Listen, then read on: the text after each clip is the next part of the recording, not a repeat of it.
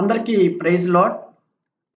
మహాగణుడు, మహోన్నతుడు, మృత్యుంజయుడైన యేసుక్రీస్తు వారి ఘనమైన నామంలో అలైన్ తెలుగు జీజీఎం సంఘానికి, అక్కడ భారంతో పనిచేస్తున్న దేవుని సేవకులకు మా హృదయపూర్వకమైనటువంటి శుభాకాంక్షలు. మా సంఘం తరపు నుండి, అలాగే మా కుటుంబం తరపు నుంచి కూడా మీకు మా హృదయపూర్వకమైన వందనాలు తెలియపరుస్తున్నాం. మీతో ఈ దినం దేవుని వాక్య పరిచర్య చేయటానికి దేవుడు నాకు అనుగ్రహించిన ఈ అవకాశాన్ని బట్టి, మీరు మీ సేవకులు మాకు ఇచ్చిన ఈ ఆహ్వానాన్ని బట్టి మరొకసారి నా హృదయపూర్వకమైనటువంటి వందనాలు తెలియజేస్తూ ఉన్నాను. లేదా మీలో చాలా మంది నేను ఎరుగుదును, మీ అందరి కొరకు మేము ప్రార్థిస్తున్నాం. మీరు బాగున్నారా?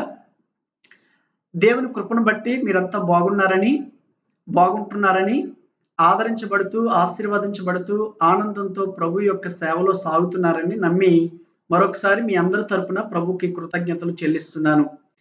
ఈ వారం ఈ యొక్క ఆరాధనలో పాల్గొనే మీ అందరినీ మరొకసారి ప్రేమతో ఆహ్వానిస్తున్నాను. ఎక్కడి నుండి మీరు ఈ యొక్క లైవ్ను చూస్తున్నా మీ అందరినీ కూడా దేవుని వాక్యం వైపు మళ్లించాలని, వాక్యంతో మీకు పరిచర్య చేయాలని ఆశతో మీ ముందుకు వచ్చాను.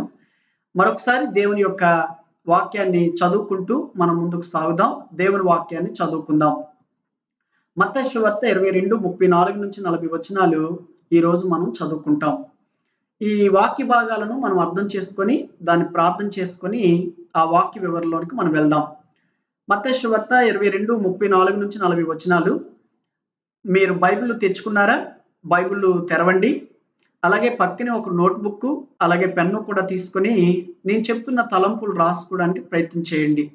ఇప్పుడు వింటున్న విషయాలు ఇప్పుడే జ్ఞాపకం ఉంటాయి, తర్వాత మర్చిపోవడానికి అవకాశం ఉంటుంది. అదే మీరు రాసుకున్నప్పుడు ఎప్పుడైనా వాటిని మళ్ళీ ఒకసారి చూసినప్పుడు ఈ విషయాలన్నీ మీ జ్ఞాపకానికి రావడానికి, మీ ఆత్మీయ జీవితాలకు ఉపయోగకరంగా మారడానికి అవకాశం ఉంటుంది కనుక తప్పనిసరిగా మీరు రాసుకోవాలని మనం చేస్తున్నాను. మీకు రాసుకునే అలవాటు లేకపోతే కనుక ఈ అలవాటుని చేసుకోమని మనం చేస్తున్నాను. ఒకవేళ ఇప్పటికే మీకు ఈ అలవాటు ఉంటే మేము ధన్యులమే, మీకు మరీ చెప్పవలసిన అవసరం లేదు. దేవుని వాక్యం చదువుకుందాం. మత్తయి సువార్త 22:34-40 వచనాలు. ఆయన సద్దూకయ్యులు నోరు మూయించునని పరిసయ్యులు విని కూడి వచ్చిరి. వారిలో ఒక ధర్మశాస్త్రోపదేశకుడు ఆయనను శోధించుచు, బోధకుడా, ధర్మశాస్త్రంలో ముఖ్యమైన ఆజ్ఞ ఏదని అడిగెను. అందుకైన నీ పూర్ణ హృదయంతోను, నీ పూర్ణ ఆత్మతోను, నీ పూర్ణ మనసుతోను నీ దేవుడైన ప్రభువును ప్రేమింపవలెనన్నదే. ఇది ముఖ్యమైనదియు మొదటిదినైన ఆజ్ఞ. నిన్ను వలె నీ పొరుగు వారిని ప్రేమింపవలెనను రెండవ ఆజ్ఞయు దాని వంటిదే. ఈ రెండు ఆజ్ఞలు ధర్మశాస్త్రం అంతటికిని ప్రవక్తలకును ఆధారమై ఉన్నవని అతనితో చెప్పెను. కళ్ళు మూసుకుందాం, చిన్న ప్రార్థన చేద్దాం. జీవం గల పరలోకపు తండ్రి, మీకు వందనాలు. మీ అనాథ సంకల్పంతో అలైన్ పట్టణంలో ఒక సంఘాన్ని స్థాపించడానికి మీ దాసులకి ఇచ్చిన దర్శనం కొరకు మీకు వందనాలు చెల్లిస్తున్నాం. అక్కడ భారంతో పనిచేస్తున్న నీ దాసులను బట్టి మీకు కృతజ్ఞతలు చెల్లిస్తున్నాం.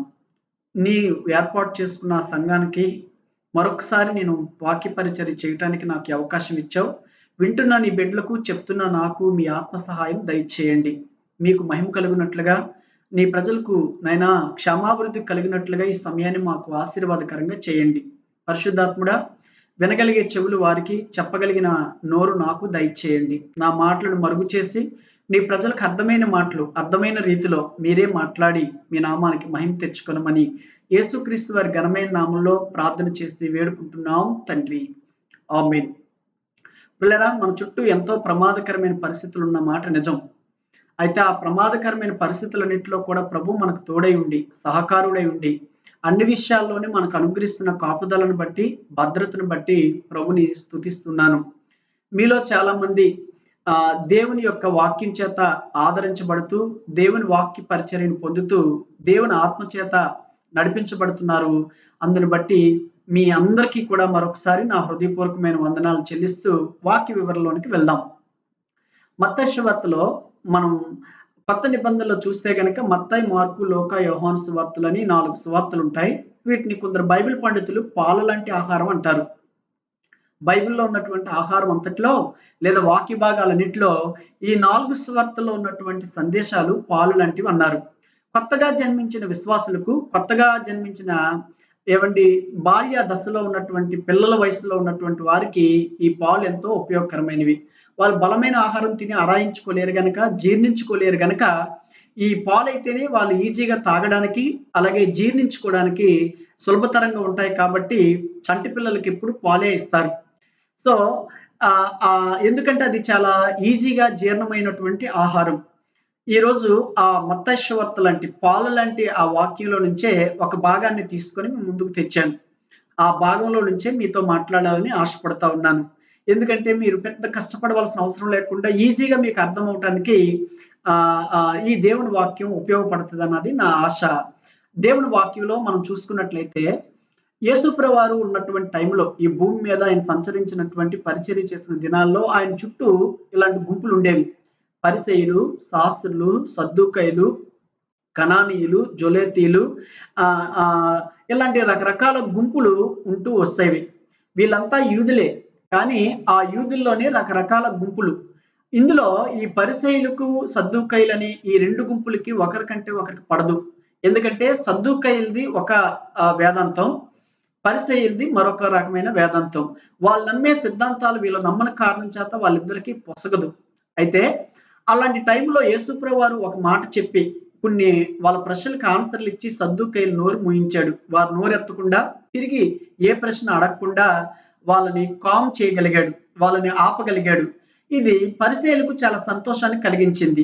ప్రతి విషయంలో ఈ సద్దూకయ్యులు చాలా ఆర్భాటంతో, జ్ఞానంతో మిడిసిపడతా ఉంటారు. అలాంటి సద్దూకయ్యుల్ని యేసుప్రభు నోరు మూయించాడని చెప్పి సంబరంతో యేసుప్రభు దగ్గరికి కొందరు పరిసయ్యులు కూడి వచ్చినట్టుగా ఇక్కడ వాక్యంలో మనం చదువుతున్నాం.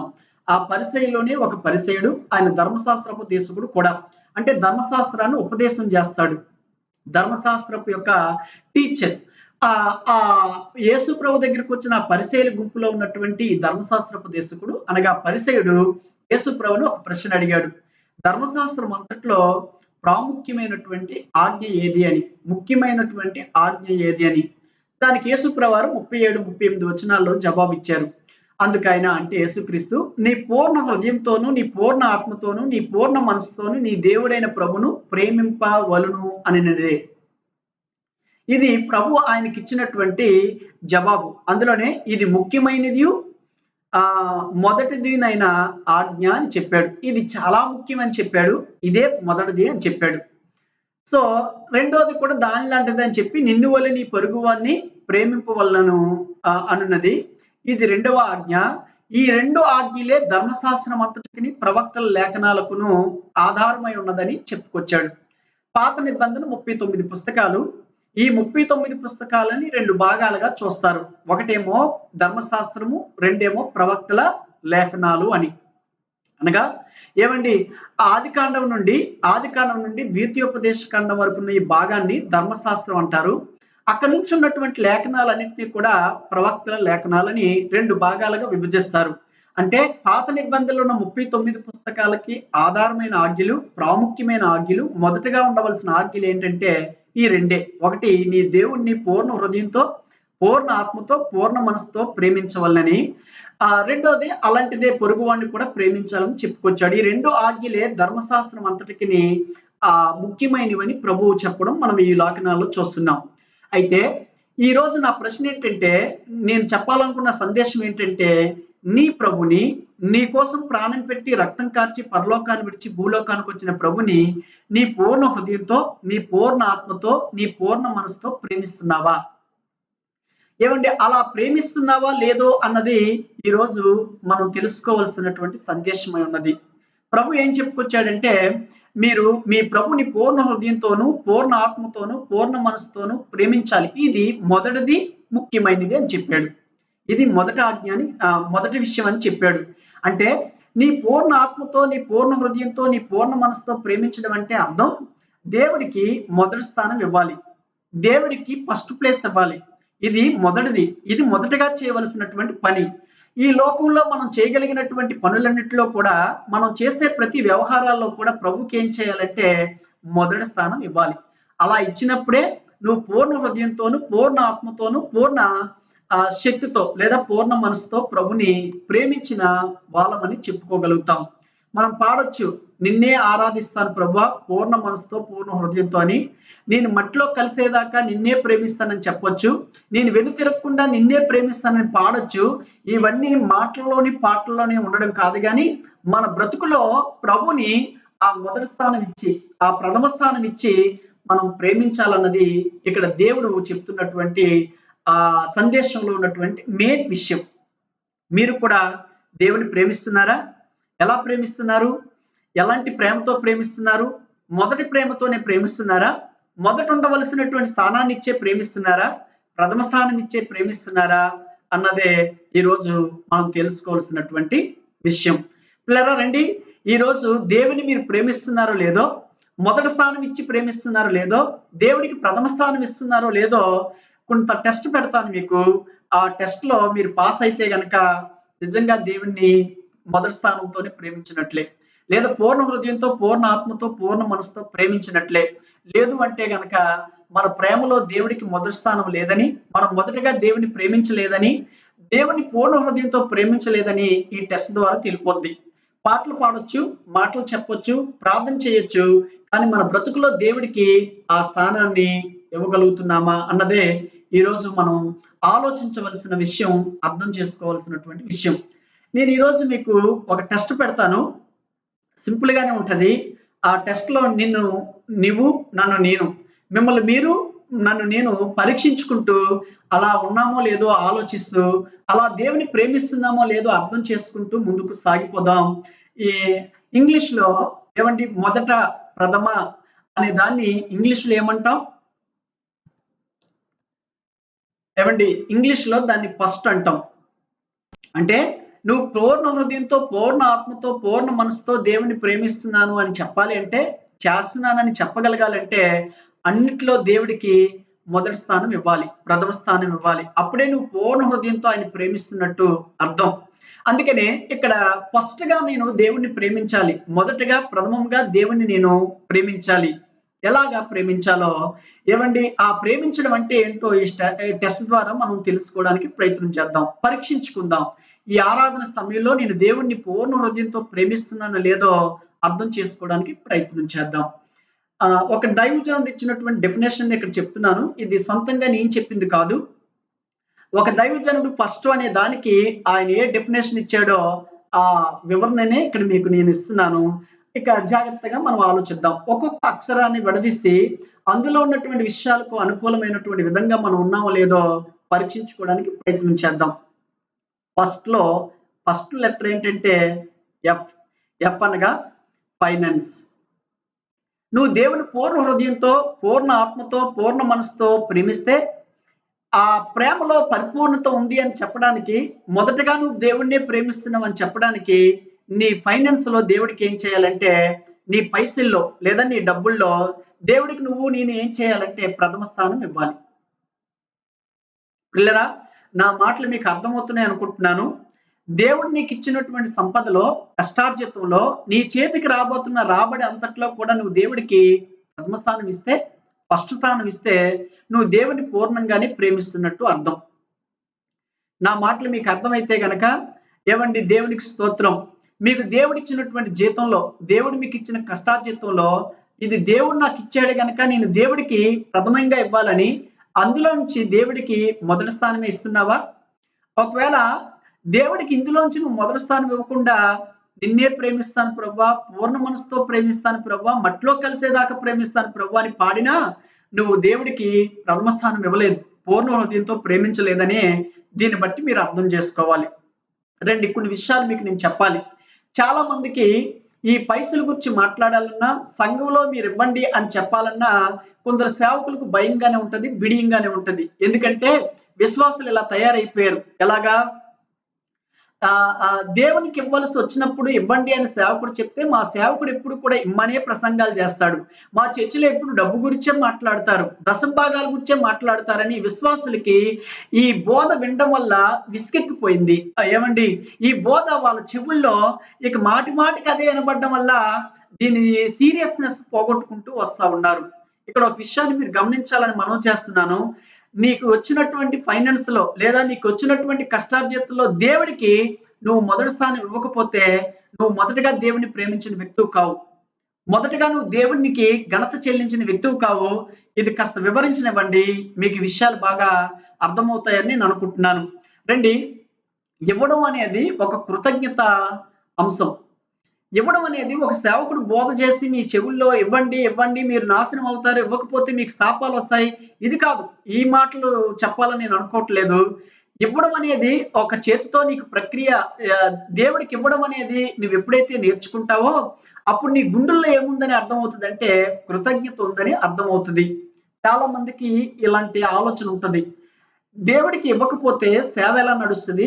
దేవుడికి ఇవ్వకపోతే సేవకుడు ఎలా పోషించబడతాడు? దేవుడికి ఇవ్వకపోతే పరిచర్య ధర్మం ఎలా జరుగుతుంది?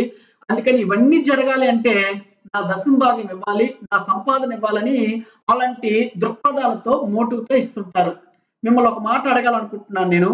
ఏవండి, ఇవన్నీ నడవాలి కాబట్టి నేను ఇవ్వాలి అనే ఉద్దేశంతో నువ్వు ఇస్తే నీ ధనం అక్కర్లేదు దేవుడికి. నీ హృదయంలో కృతజ్ఞత లేకుండా, నీ హృదయంలో దేవుడి పట్ల ప్రేమ లేకుండా ఇవి చేసిన దేవుడు అంగీకరించడు, దేవుడు ఇష్టపడడు. అందుకనే మిమ్మల్ని ఆదికాండం 4వ అధ్యాయంలో మొట్టమొదటి తల్లిదండ్రులకు పుట్టినటువంటి ఇద్దరు బిడ్డల వృత్తాంతం మీకు తెలుసు. కయ్యను, హేబేలు. మీకు ఇలా చెప్పనివ్వండి, ఈ విషయాలు మీకు అర్థమవుతాయి అనుకుంటున్నాను. అప్పటికి సంఘం లేదు, అప్పటికి సేవకులు లేరు, అప్పటికి విశ్వాసులు లేరు. ఏం అవసరాలు ఉంటాయి సంఘంలో? ఏం అవసరాలు ఉంటాయి అక్కడ సేవ జరగడానికి? మరి ఏమీ అవసరం లేకపోయినా వాళ్ళు ఎందుకు అర్పణలు తీసుకొచ్చి అర్పిస్తున్నారు? అర్పణలు ఎందుకు వచ్చి ఇవ్వాల్సిన అవసరం వచ్చింది? సేవ జరగడానికి, సేవకుడు పోషించబడడానికి, కార్యక్రమాలన్నీ జరగడానికి అర్పణలు అవసరం కాబట్టి ఈ రోజు మనం ఇస్తున్నామా? లేకపోతే కృతజ్ఞతతో దేవుడు ఇస్తున్నాడు కాబట్టి దేవుడికి నేను ఇవ్వాలా అన్నదే మనం ఆలోచించాలి. మొట్టమొదటి తల్లిదండ్రులైన ఆదాము అవ్వలు పిల్లలకి ఏమి నేర్పించారంటే, ఒరే బాబు, పైనున్న ఆకాశం, కిందున్న భూమి, మనం తింటున్నటువంటి ఆహారం, మన చుట్టూ ఉన్నటువంటి సంపద ఇదంతా దేవుడే మనకి ఇచ్చాడు గనక ఆ దేవుడిచ్చిన దాన్ని తిరిగి ఆయనకి ఇవ్వడం అది మనం నేర్చుకోవాలి. అవసరత ఉంటేనే ఇవ్వడం, అవసరత కనబడితేనే ఇవ్వడం అది కాదు మనం నేర్చుకోవాల్సింది. దేవుణ్ణి ప్రేమిస్తూ ఆయన కృతజ్ఞత పూర్వకంగా తీసుకెళ్లి ఆయన సన్నిధిలో మనం అర్పణలు అర్పించాలని వాళ్ళ బిడ్డలకి వాళ్ళు నేర్పుంటారు. అందుకే ఆ బిడ్డలిద్దరూ తీసుకొచ్చి దేవుని సన్నిధిలో అర్పించారు. అయితే అర్పించినప్పుడు వాళ్ళ హృదయాలలో తేడాలు ఉన్నాయి. కయ్యూనేమో దేవుడికి వాళ్ళకున్నటువంటి దాంట్లో లేదా ఆయనకున్నటువంటి మందలో శ్రేష్టమైనది ఇచ్చాడు. ఏవండి, విశ్వాసంతో ఇచ్చాడు. కయ్యూనేమో విశ్వాసం లేకుండా ఇచ్చాడు. దేవుడికి ఇవ్వాలి గనక ఏవండి ఏదో ఆ పని చెయ్యాలి గనక అనే దృక్పథంతో చేస్తే దేవుడు అంగీకరించాడా? లేదు కదా. ఈ విషయాలు మీరు ఎరుగుదురు గనక ఈ రోజు దేవుడి పట్ల నీకు కృతజ్ఞత ఉంటే, దేవుని నువ్వు ప్రేమించే వ్యక్తివైతే ఆ ప్రేమలోంచి పుట్టిన కృతజ్ఞత నీ గుండెల్లో ఉంటే నీకెవరు పైసలు ఇమ్మని, నీ సంపదను ఇమ్మని, నీ జీతం ఇమ్మని, నీ దశంభాగం ఇమ్మని ఎవరు నీకు చెప్పనక్కర్లేదు. నీకు నీవే ఇస్తావు. నన్ను ఇలా చెప్పనివ్వండి, ఈ విషయాలు మీకు బోధపడేటట్లు చెప్తాను. ఏమండి, మీ పిల్లలు ఉన్నారు. మీ పిల్లల కొరకు మీరు కష్టపడి సంపాదించి మీ పిల్లలకు పెడతా ఉన్నారు. ఒక రోజున అలాగా వీధిలోకి వెళ్ళారు. అక్కడ ఒక పకోడీ బండి ఉంటే వేడి వేడి పకోడీని ఏం చేశారంటే పిల్లల కోసం అని మీరు కట్టించి తీసుకొచ్చి మీ పిల్లలకి ఇచ్చారు. ఆ పెద్ద పొట్లం, ఆ ప్యాకింగ్ ఇవ్వగానే మీ పిల్లడు మీ యొక్క తొడ మీద కూర్చున్నాడు, మీ ఒళ్ళోనే కూర్చున్నాడు. ఆ పొట్లం ఇప్పుతూ ఉన్నాడు. ఇప్పుతూ వాడు తింటున్నప్పుడు ఆ పిల్లవాడు ఇలా గ్రహించి, మా నాన్న కష్టపడి మా నాన్న అంతా సంపాదించి ఇదంతా నాకు ఇచ్చాడు కదా, మా నాన్న ఇచ్చిన దాంట్లోంచి మా నాన్న నోట్లో ఒకటి పెడితే ఏం పోయింది అని తీసి ఒకటి ఆ నాన్న నోట్లో పెట్టాడు అనుకోండి, నాన్నకి ఎంత ఆనందం వస్తుంది, ఎంత నాన్న తృప్తి చెందుతాడు, నా కొడుకు నన్ను ఎంత ప్రేమిస్తున్నాడో అని. అయితే కొందరు పిల్లలకి అవగాహన ఉండదు. అలా పెట్టకపోతే మళ్ళీ తల్లిదండ్రులే అడుగుతారు పిల్లల్ని ఏమనంటే, నాన్న ఒకటి పెట్టవా అని. అప్పుడు కొందరు పిల్లలు ఏం చేస్తారంటే తీసి పెడతారు. కొందరు పిల్లలైతే అని ఇటుక తిప్పించుకుంటారు ఆ పొట్లాన్ని. అంటే వాడేమని ఆలోచిస్తున్నాడంటే ఈ పొట్లం నా చేతికి వచ్చింది కాబట్టి నాది అని. వాస్తవానికి ఆడదేనాది. దానికోసం వాడు ఏం కష్టపడ్డాడు, ఏం సంపాదించగలిగాడు? ఈ రోజు నా ప్రియమైన దేవుని బిడ్డలారా, నీ చేతికొచ్చిన సంపద, నీ చేతికొచ్చినటువంటి జీతం, నీ చేతికొచ్చిన కష్టార్జితం నీదనుకుంటున్నావా? నువ్వు సంపాదించింది అనుకుంటున్నావా? దేవుడు నీకు ఆరోగ్యం ఇవ్వకపోతే ఎలా సంపాదించగలవు? దేవుడు నీకు ఆయుస్సు పెంచకపోతే నువ్వు ఎలా సంపాదించగలవు? దేవుడు నీకు ఏమండి పనిని కల్పించకపోతే నీకు సంపాదన ఎలా వస్తది? చాలా మందికి ఆరోగ్యాలు ఉన్నాయి గానీ సంపాదించలేకపోతున్నారు. ఎందుకంటే పని లేక. చాలా మందికి పని ఉంది గానీ జీతం రావట్లేదు. ఎందుకంటే వాళ్ళు సరైనటువంటి జీతం లేక. ఈ రోజు నీ ఆరోగ్యం బాగుండి, నీకు ఆయుస్సు బాగుండి, నీ కంపెనీ బాగుండి, నీ జీతాలు బాగుండి అంతా దేవుడు నీకిస్తున్నాడు అంటే ఇది నీ కష్టార్జితం అనుకుంటున్నావేమో. కాదు కాదు.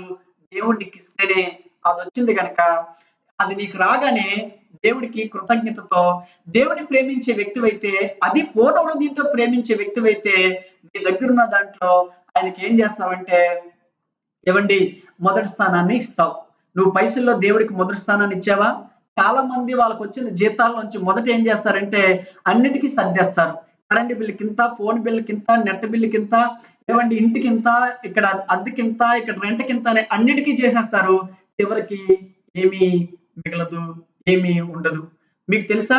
మీరు కష్టపడిన కష్టార్జితం అంతా చిల్లు సంచులు వేసినట్టు అయిపోవడానికి ఏవండి అంతా ఎక్కడికక్కడే అయిపోవడం గల కారణం ఏంటి అంటే గనక నువ్వు దేవుడిని ప్రేమించలేదన్న మాట, దేవుడి కృతజ్ఞత చూపించలేదన్న మాట నిజం. అందుకని దేవుడికి ప్రథమ స్థానం ఇస్తే, దేవుడిని మొదటగా నువ్వు ప్రేమిస్తే అన్నీ నీకు దేవుడు సవ్యంగానే జరిగిస్తాడు. ప్రేమించడంలో లోపం. మళ్ళీ చెప్తున్నాను మీరు జాగ్రత్తగా వినండి. నువ్వు దేవుడికి ఇచ్చిస్తుంటే డబ్బులు ఇస్తుంటే ఎక్కువ ఇస్తుంటే ఊహించిన దానికన్నా ఎక్కువ దేవుడికి అర్పిస్తుంటే నువ్వు దేవుడు ప్రేమించినట్టు కాదు. ఇది జాగ్రత్తగా ఆలోచించాలి మీరు. బాగా ఇస్తున్నావు కాబట్టి దేవుని ప్రేమించినట్టు కాదు. దేవుని ప్రేమిస్తే నువ్వు బాగా ఇస్తావు. ఈ పాయింట్‌ని మీరు అర్థం చేసుకోవాలని మనవి చేస్తున్నాను. అందుకని నువ్వు దేవుని ప్రేమిస్తే గనక అది పూర్ణ హృదయంతో ప్రేమిస్తే గనక మొదటి స్థానం దేవుడికి ఇస్తే గనక తప్పనిసరిగా నువ్వు ఇవ్వాలి. ఇస్తావు. ఇవ్వకుండా ఉండలేవు. అందుకే పేద విధవరాలకి 2 కాసులున్నా ఎందుకు ఆవిడ జడి లేదు? ఎందుకు ఆవిడ భయపడలేదు? ఎందుకు ఆవిడ వెనకాడలేదు? ఉన్నదంతా ఎందుకు ఇవ్వాలనుకుందంటే దేవుని ప్రేమ. మీలో కూడా చాలా మందికి అనుభవాలు ఉంటాయి. మిమ్మల్ని ప్రేమించే వ్యక్తులు మీ ఇంటికొస్తే మీ ఇంట్లో ఏమీ లేకపోయినా పక్కింటికెళ్ళైనా లేకపోతే అరువు తెచ్చైనా మీ ఇంటికొచ్చిన చుట్టాన్ని మీరు ప్రేమించే వ్యక్తిని గణపరచాలని, మహింపరచాలని, వారిని సంతోషపెట్టాలని ప్రయత్నం చేస్తారు కదా! మరి ఈ రోజున దేవుడికి ఆ కృతజ్ఞత నువ్వు చూపించట్లేదు అంటే, నీ పైసల్లో మొదటి స్థానం ఇవ్వలేదు అంటే ఏంటి కారణం అంటే దేవుడికి నువ్వు ప్రేమించలేదని, పూర్ణ హృదయంతో ప్రేమించలేదని అర్థమవుతుంది. అందుకని ఇవ్వడం అనేది ఒక కృతజ్ఞత. ఈ కృతజ్ఞత నీ బ్రతుకులో ఉందా? రెండోదిగా ఇవ్వడం ఒక ధన్యత. పుచ్చుకొనుట కంటే ఇవ్వడం ధన్యత అని వాక్యం చెప్పట్లేదా? దేవుడు ఈ సృష్టిని మనకిచ్చాడు. దేవుడు ఈ జీవిస్తున్న ఆయువును మనకిచ్చాడు. మనం జీవించే సంవత్సరాలు అధికమవటానికి, మన ఆయుస్సు పెరగడానికి కారణం దేవుడే. దేవుడిస్తేనే మనకొస్తున్నాయి. ఆయన వల్లనే దీర్ఘాయువును, సుఖజీవము మనకి లభ్యమవుతా ఉన్నాయి. అందుకని దేవుని బిడ్డలారా, దేవుడికి ఇచ్చే మనసుంది. పారే నీళ్లను మనకిచ్చాడు. ఏమండి ఆకాశాన్ని, భూమిని, సూర్యచంద్ర నక్షత్రాలని, వృక్షాలని, పక్షులని అన్నిటిని మనకిచ్చాడు. ఆఖరికి తన కుమారుని కూడా మనకిచ్చాడు. తన కొరకు ఏమీ ఉంచుకోకుండా ఆ కుమారుడైన యేసుక్రీస్తు తన దేహాన్ని మనకిచ్చాడు, తన రక్తాన్ని మనకిచ్చాడు, తన వాక్యాన్ని మనకిచ్చాడు, తన ఆత్మను మనకిచ్చాడు. దేవుడికి ఇచ్చే మనసుంది. అందుకే దేవుని బిడ్డలమైన మనకి కూడా ఇవ్వడం అనేది అదొక ఆనవాయితీ అవ్వాలి. ఇవ్వడం అనేది ఒక అలవాటు కావాలి. ఇవ్వడం అనేది మన గుండెల్లోంచి రావాల్సినటువంటి ఒక ప్రక్రియ కావాలి. వాళ్ళు ధన్యులు. ఇవ్వడం ఒక ధన్యమైనటువంటి కార్యం. ఇవ్వడం ఒక సంతోషం. ప్రియులారా, చైనా వాళ్ళు ఇలా చెప్పుకుంటారట ఒక సామెత. ఏంటంటే నువ్వు ఒక రోజు సంతోషంగా ఉండాలంటే చేపలు పట్టడానికి వెళ్ళమంటారట. చేపలు పడుతుంటే చాలా సంతోషంగా ఉంటదట. ఏవండి రెండోదిగా ఒక నెల నువ్వు సంతోషంగా ఉండాలంటే పెళ్లి చేసుకోమంటారట. పెళ్లి చేసుకుంటే సంతోషం నెల రోజులే ఉంటదన్నట్టు. ఆ తర్వాత నుంచి మళ్ళీ మామూలే. ఏవండి ఇక్కడ జాగ్రత్తగా ఇది చైనాలో పుట్టిన సామెత. ఒక రోజు సంతోషంగా ఉండాలంటే చేపలు పట్టడానికి వెళ్ళు. ఒక నెల సంతోషంగా ఉండాలంటే పెళ్లి చేసుకో. ఒక సంవత్సరం సంతోషంగా ఉండాలంటే పితరుల ఆస్తిని ఖర్చు పెట్టుకో. అంటే నువ్వు కష్టపడకుండా మీ పెద్దలు లేదా మీ తాత మామలు లేక మీ తల్లిదండ్రులు సంపాదించిన ఆస్తిని నువ్వు ఖర్చు పెట్టుకుంటే సంవత్సరం రోజులు హ్యాపీగా బ్రతకగలుగుతావు. తర్వాత మళ్ళీ విచారానికి వెళ్తావు. కానీ జీవితాంతం సంతోషంగా ఉండాలంటే ఏం చేయాలంటే నీకున్న దాన్ని ఇవ్వాలి. నీకున్న దాన్ని ఇచ్చినప్పుడే నీకు చాలా సంతోషం కలుగుతుంది. ఇది చైనా వాళ్ళు చెప్పే సామెత. అది వాస్తవమే. పిల్లరా, ఇవ్వడంలో ఎంత సంతోషం ఉందో ఇచ్చే వ్యక్తికే తెలుస్తుంది. అందుకే ఇవ్వగలుగుతారు. అందుకే ఇవ్వడానికి ముందుకు వస్తూ ఉంటారు. మీకు ఒక విషయం చెప్పనివ్వండి. ఒకరోజు సంతోషంగా ఉండాలంటే చేపలు పట్టడానికి వెళ్ళాలి. ఒక నెల సంతోషంగా ఉండాలంటే పెళ్లి చేసుకొని చూడాలి. ఒక సంవత్సరం సంతోషంగా ఉండాలంటే పితరుల ఆశని ఖర్చు పెట్టుకోవాలి. జీవితాంతం సంతోషంగా ఉండాలంటే నీకున్న దాన్ని ఇవ్వడం నేర్చుకోవాలి. అందుకని ఈ రోజున నీ ఫైనాన్స్ లో, నీ పైసల్లో దేవుడికి మొదటి స్థానమే ఉందా? లేకపోతే ఆఖరి స్థానం ఉందా? లేకపోతే అసలు స్థానమే లేదా? ఏ స్థితిలో నువ్వు ఉన్నావో ఆలోచించు. ఈ పరీక్షతో నువ్వు కొలుచుకో దేవుణ్ణి ఎంత ప్రేమిస్తున్నావో. చర్చకొచ్చి పాడొచ్చు, ఆరాధనలో పాడొచ్చు, ఏమన్నా అందరిలో పాడొచ్చు. కానీ నీ బ్రతుకులో ఆ అనుభవం ఉందో లేదో పరీక్షించుకోవడం మంచిదని ఈ సమయంలో నా అభిప్రాయం. రెండోదిగా ఎఫ్ తర్వాత ఫస్ట్ లో వచ్చే లెటరు ఐ. ఐ అనగా ఇంట్రెస్ట్. ఇంట్రెస్ట్ అంటే డబ్బులతో వచ్చే ఇంట్రెస్ట్ కాదు. డబ్బులు మనం ఇన్వెస్ట్ చేస్తే వచ్చే ఇంట్రెస్ట్ కాదు. ఇంట్రెస్ట్ అంటే మన ఇష్టాలు. ప్రతి మనిషికి జీవితంలో కొన్ని ఇష్టాలు ఉంటాయి. అవంటే చాలా ఇష్టం ఉంటాయి. దేవుడు కూడా ఆయన పూర్ణంగా నువ్వు ప్రేమిస్తే, పూర్ణంగా ఆయన్ని పూర్ణ మనసుతో, పూర్ణ ఆత్మతో నువ్వు ఆయన ప్రేమిస్తే ఆయనకి ప్రథమ స్థానం ఇవ్వాలని చెప్పాను కదా. ఒకటి పైసల్లో ఇవ్వాలి ప్రథమ స్థానం. రెండోది నీ ఇష్టాల్లో ఇవ్వాలి దేవుడికి ప్రథమ స్థానం. నీకేది ఇష్టమో అది దేవుడికి ఇవ్వాలి. నీకేది బాగా ఇష్టమో దాంతో దేవుణ్ణి నువ్వు గణపరచగలగాలి. ఇక ఈ విషయాలు మీకు చెప్పనివ్వండి. కొన్నిసార్లు మనకేవో కొన్ని ఇష్టంగా ఉంటాయి. దేవుడు అంటాడు, నీకు ఇష్టమైనవే నాకు ఇచ్చి అంటాడు. నీ దగ్గర లేకుండా అవి దేవుడికి ఇవ్వడం మనం నేర్చుకోగలగాలి. వాటిలో కూడా దేవుడికి ప్రథమ స్థానం ఇవ్వాలి. అంటే నాకున్న ఇష్టాల కన్నా దేవుడే ఎక్కువ అని ఎప్పుడు చెప్పగలవంటే, నీకున్న ఇష్టాన్ని దేవుడికి ఇచ్చినప్పుడు దేవుడే నాకు ఎక్కువ అని నువ్వు చెప్పగలుగుతావు. లేదు అంటే దేవుడున్నాడు, నీకు ఇష్టమైనవి ఉన్నాయి, నీకు ఇష్టమైన నీ దగ్గరే ఉంచుకొని నేను దేవుణ్ణే మొదటగా ప్రేమిస్తున్నాను, పూర్ణ మనసుతో ప్రేమిస్తున్నానంటే అది పచ్చి అబద్ధం అవుతుంది. అందుకని నువ్వు దేవుణ్ణి ప్రేమించే వ్యక్తివైతే నీకేది ఇష్టమో అది దేవుడికి ఇచ్చేయాలి. వాక్యంలో నుంచే మీకు ఉదాహరణ ఇస్తాను. బైబిల్లో అబ్రహాం అని ఒక వ్యక్తి ఉన్నాడు. ఆయనకి 100 సంవత్సరాల తర్వాత దేవుడు ఒక కుమారుని ఇచ్చాడు. ఇచ్చినప్పుడు ఆదికాండం 22వ అధ్యాయంలో అబ్రహాముతో దేవుడు మాట్లాడి ఏమన్నాడంటే, అబ్రహామా అని పిలిచాడు. చిత్తం ప్రభువా అని అబ్రహాం పలకగానే, నీకొక్కడే ఉన్న నీ కొడుకుని నువ్వు ప్రేమించే ఇస్సాకుని నాకు బలి చేసి అన్నాడు. మీకు ఈ మాటలు చాలా సార్లు విన్నారు కదా. అబ్రహాం గురించి, ఇస్సాకుని బలి అర్పించడం గురించి చాలా సార్లు సందేశాలు మీరు విన్నారు కదా. అబ్రహాముకి ఏది ఇష్టమో, దేన్ని ప్రేమిస్తున్నాడో ఆ ఇష్టమైన దాన్ని నాకు ఇమ్మని అబ్రహాముని దేవుడు అడిగాడు. అబ్రహాము ఇచ్చాడా? ఇవ్వలేదా? అబ్రహాము తన కొడుకుని ప్రేమించి, వృద్ధాప్యంలో వచ్చినటువంటి కొడుకుని ఎంతో ప్రేమించి, ఆ కొడుకు మీద తన మనసు ఉందేమో మనకు తెలియదు. కానీ ఆ ప్రేమిస్తున్నాడని దేవుడు మాత్రం చెప్పాడు, నీకొక్కడే ఉన్నా నీ కొడుకు, నువ్వు ప్రేమించే ఇస్సాకు నాకు అర్పించమని చెప్పగానే అబ్రాము తెల్లవారుజామునే లేచిపోయాడు. దేవుడికి ఇవ్వడానికి సిద్ధమైపోయాడు. అంటే అబ్రాహాముకి ఏది ఇష్టమో, దేన్ని ప్రేమిస్తున్నాడో ఆ ప్రేమించేది అబ్రహాము దేవుడికి అర్పిస్తా ఉన్నాడు. ఒక కామెంటరేటర్ ఏమంటాడంటే, ఇక్కడ అబ్రహాముని దేవుడు పరిశోధించాడట, దేవుణ్ణి అబ్రహాము పరిశోధించాడట. అంటే నీ కొడుకుని నాకు ఇచ్చేయని దేవుడు పరిశోధిస్తే, నేను నా కొడుకు కంటే నిన్నే ప్రేమిస్తున్నాను, కావాలంటే చూసుకో అని తన క్రియల ద్వారా చూపించగలిగాడు, అర్పించగలిగాడు, ఇవ్వగలిగాడు. ఇక్కడ మాట మీకు చెప్పాలని ఆశపడతా ఉన్నాను. అబ్రాహాము తీసుకెళ్లాడు, బలిపీఠం కట్టేశాడు, కొడుకు కాలు చేతులు కట్టేశాడు, బలిపీఠం మీద పడుకోబెట్టేశాడు, కత్తి పైకెత్తినప్పుడు ఇప్పుడు ఎవరు కంగారు పడ్డారు? అబ్రాహామా, దేవుడా? అబ్రామా అబ్రామా అని దేవుడు అంత కంగారు పడి పిలవలసిన అవసరం ఏమొచ్చింది అంటే, అబ్రహాముకు తనకున్న కొడుకుని, తను ప్రేమించే ఇస్సాకుని నాకు ఇవ్వకుండా వెనుతీయలేడు, నాకు ఇవ్వకుండా ఆపలేడు. ఎందుకంటే నన్ను ఎంతగా ప్రేమిస్తున్నాడు గనుక. అబ్రహాముకి ఏది ఇంట్రెస్టో, ఏది ఇష్టమో, ఏదంటే ప్రేమో ఆ ప్రేమను ఏం చేశాడంటే దేవుడి వైపు మళ్లించాడు. కానీ ఆయన కాకుండా మరి దేనిని ఎక్కువగా ప్రేమించినట్టుగా మనకు కనబడ్డు. ఈరోజు నీ బ్రతుకు సంగతి ఏంటి? ఇండియాలో మా చర్చిలో, మా బ్రాంచ్ చర్చ్, ఒక చర్చిలో యేసుపాదం అని ఒక ఆయన ఉండేవాడు. ఆయన ట్రైలరు ట్రైలర్ గా పనిచేస్తున్నప్పుడు ఆయన ట్రైలర్ గా పనిచేస్తున్నటువంటి సమయంలో ఏం జరిగిందంటే ఆయన ఎప్పుడు టేప్ రికార్డులు పెట్టుకుని ఆ రోజుల్లో టేపు క్యాసెట్లు ఉండేవి అవి పెట్టుకొని ఆ మిషన్ కుట్టినప్పుడల్లా అవి వింటూ ఉండేవాడు. కొన్నిసార్లు ఆయన ఊపు వస్తే డ్యాన్స్ కూడా చేసేసేవాడు. వాళ్ళ తల్లిదండ్రులు ఆయనకి ఆ పేరు పెట్టారు. పేరు పెట్టిన తర్వాత ఆయన కూడా దేవుణ్ణి నమ్ముకున్నాడు. నమ్ముకున్న తర్వాత బాప్తిసం తీసుకున్న టైంలో అప్పుడు బాప్తిసం ఇచ్చినప్పుడు బాప్తిసం కూడా జరిగిపోయింది ఆయనకి. పేరు కూడా మార్చేశారు యేసుపాదం అని.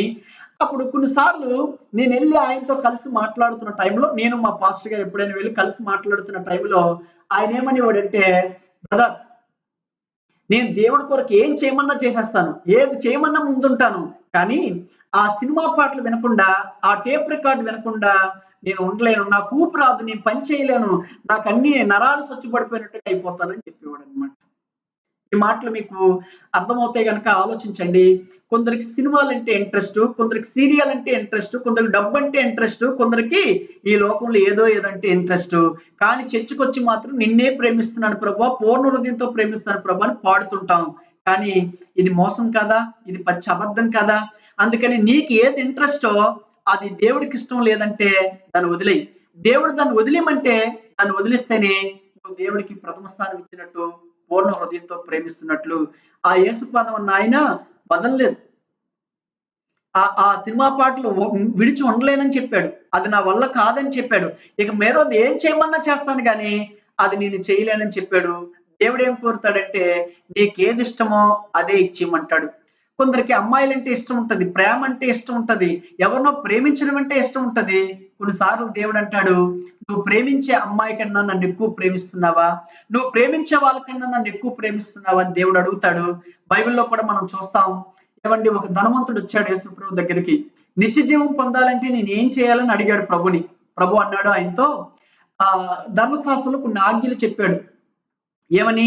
నీ పూర్ణ హృదయం నీ ప్రభుని పూజించాలని, తర్వాత నీ తల్లిదండ్రులను సన్మానించాలని, తర్వాత ఇలాంటి ఆజ్ఞలు కొన్ని చెప్పినప్పుడు ఆయన అన్నాడు, ఇవన్నీ నేను బాల్యం నుండి చేస్తున్నాను అంటే ప్రభు అన్నాడు, నీకు ఒకటి కొదువుగా ఉంది.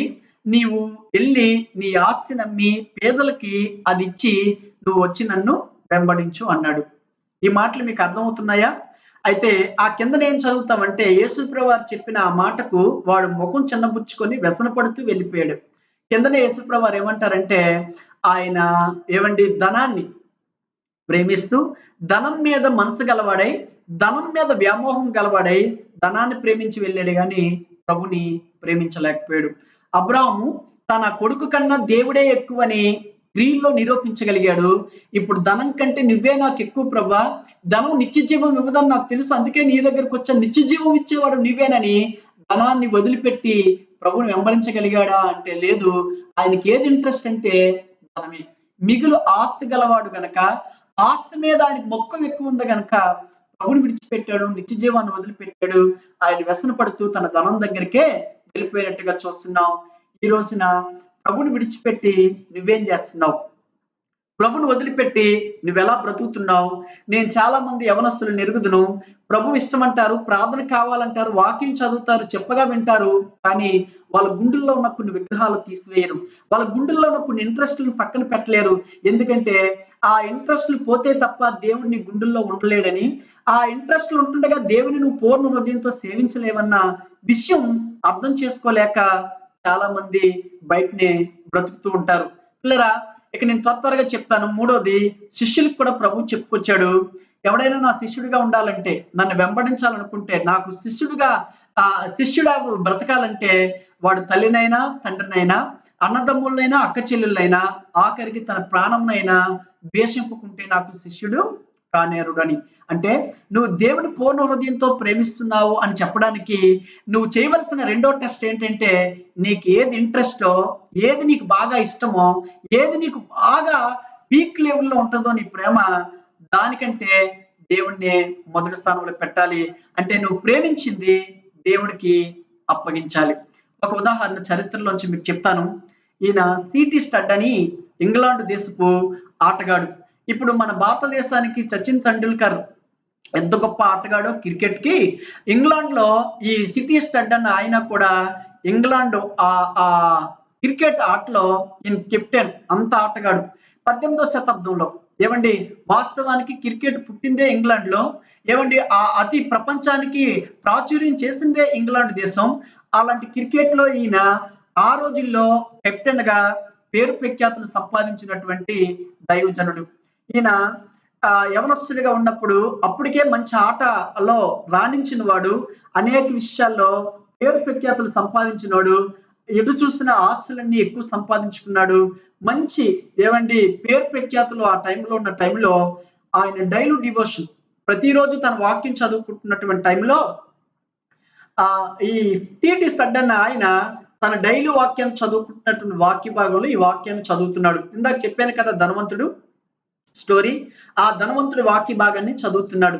మార్కు సువార్త 10వ అధ్యాయం 17వ వచనం నుంచి ఉన్న వాక్య భాగాన్ని సిటీ స్టార్ట్ చదువుతున్న టైంలో ఏమంటే అక్కడ ఏమని చెప్పాడంటే, ఆయన్ని ప్రేమించి ఆయనకు ఒకటి కొదువుగా ఉందని చెప్పి నీకున్నది అమ్మి బేదలకు ఇచ్చి నువ్వు వచ్చి నన్ను వెంబడించు అని అన్నప్పుడు, మనలాగా చదివితే బాగున్న సిటీ స్టడ్ మనలా చదవడు. ఆయన ఏం చేస్తాడంటే ఆయన స్టైల్లో చదువుతాడు. ఆయన స్టైల్ ఏంటంటే, ఇప్పుడు ధనవంతుడితో ప్రభు ఏమన్నాడంటే నువ్వు వెళ్ళి నీకున్నది అమ్మి వచ్చి నన్ను వెంబడించు అని.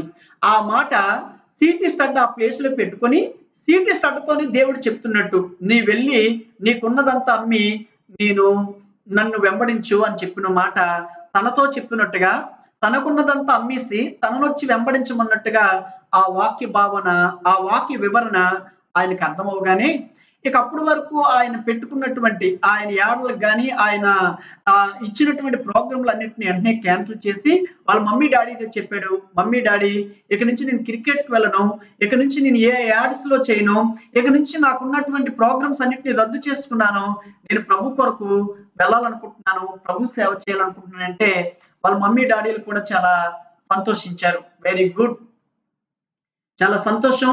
ఇప్పటి వరకు నువ్వు సంపాదించుకోవాల్సిన పేరు, సంపాదించుకోవాల్సిన ధనం అన్ని సంపాదించుకున్నావు, దేవుని సేవ చేస్తానంటున్నావు, మాకు చాలా సంతోషం, మంచిది అని చెప్పగానే అప్పుడు సిటీ స్టడ్ ప్రభుని అడిగాడు, ప్రభా నిన్ను వచ్చి అంబడించమన్నావు కదా, నేను ఎక్కడికి వెళ్ళాలి, ఏం పని చేయాలి, నీ పని ఏముంది, నీ కొరకు నేను ఎలా బ్రతకాలని ఆయన ప్రార్థన చేస్తున్న టైంలో దేవుడు ఆయనకు చెప్పాడు, నువ్వు ఇండియాకి వెళ్ళాలని, ఇండియాకి రమ్మని చెప్పాడు.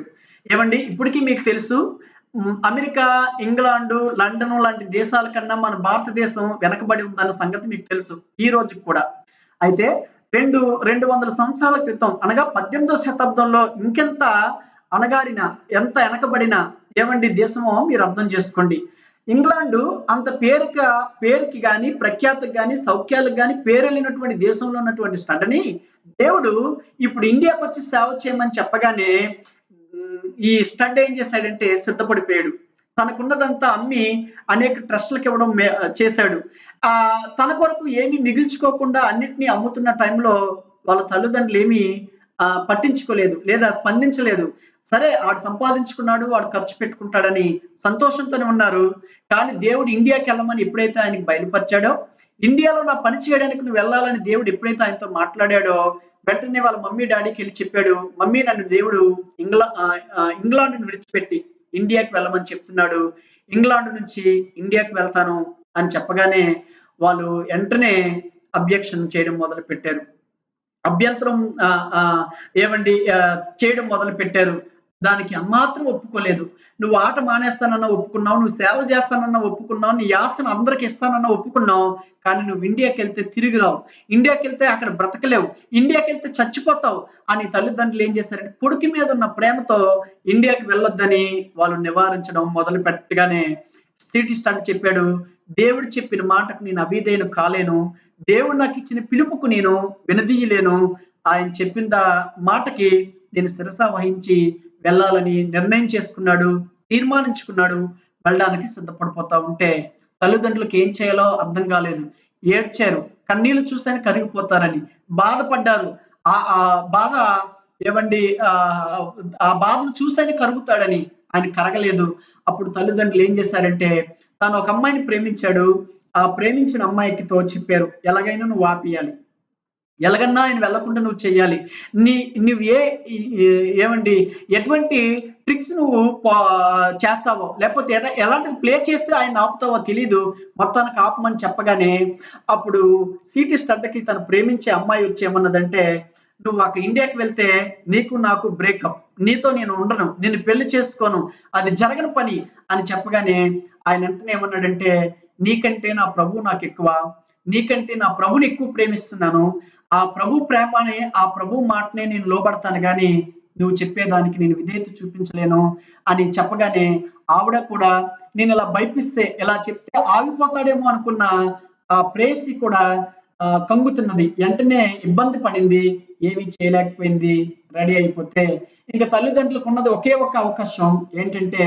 చిన్నప్పటి నుంచి ఈయన ప్రాణ స్నేహితుడు, ఆయన ఏం చెప్పినా ఈయన చేయడానికి సిద్ధమవుతాడు, ఆయన కోసం ప్రాణం ఇవ్వడానికన్నా సిద్ధమైనటువంటి స్టడ్, అలాంటి స్నేహితుడిని వాళ్ళు పిలుచుకొని తీసుకొచ్చి, ఇగో మేము చెప్పినా వినలేదు, మా మాట అస్సలు ఆయన పట్టించుకోవట్లేదు, మీరే నువ్వే ఎలాగైనా ఇండియాకి వెళ్లకుండా చేస్తే చాలు, ఎందుకంటే ఇండియాకి వెళ్తే చచ్చిపోతాడు, అక్కడ సరైన వైద్య సదుపాయాలు ఉండవు, అక్కడ సరైనటువంటి ఆహారం ఉండదు, సరైనటువంటి వసతులు ఉండవు, కనుక అక్కడికి వెళ్లకుండా ఎలాగైనా నువ్వు ఆపాలని చెప్పి స్నేహితుడిని రప్పించి, స్నేహితుడిని ఈయన్ని ఏకాంతంగా ఒక 3 దినాలు ఒక రూమ్ లో పెట్టి వాళ్ళని వదిలేసిన తర్వాత స్నేహితుడు చాలా మంచి మాటలు చెప్పాడు, పాత జ్ఞాపకాలు జ్ఞాపకం చేశాడు, చాలా విషయాల్లో మలుచుకుంటూ వచ్చాడు, చెప్పుకుంటూ వచ్చి చివరికి వచ్చేసరికి అన్నాడు, నేను ఏది అడిగినా నువ్వు ఎప్పుడు కాదనవు, నేను ఏది అడగాలే కానీ నువ్వు ఎప్పుడు వెనకదీయవు, కాబట్టి ఇప్పుడు నువ్వు ఇండియాకి వెళ్ళడం నాకు ఇష్టం లేదు, నీకు నేను దూరం అయిపోతాను, నువ్వు నాకు దూరం అయిపోతావు, అందుకని నువ్వు నాకు దగ్గరగానే ఉండాలి, నువ్వు ఇండియాకి వెళ్ళొద్దని తన ప్రాణ స్నేహితుడు చెప్పినప్పుడు స్టడ్ ఒక మాట అన్నాడు.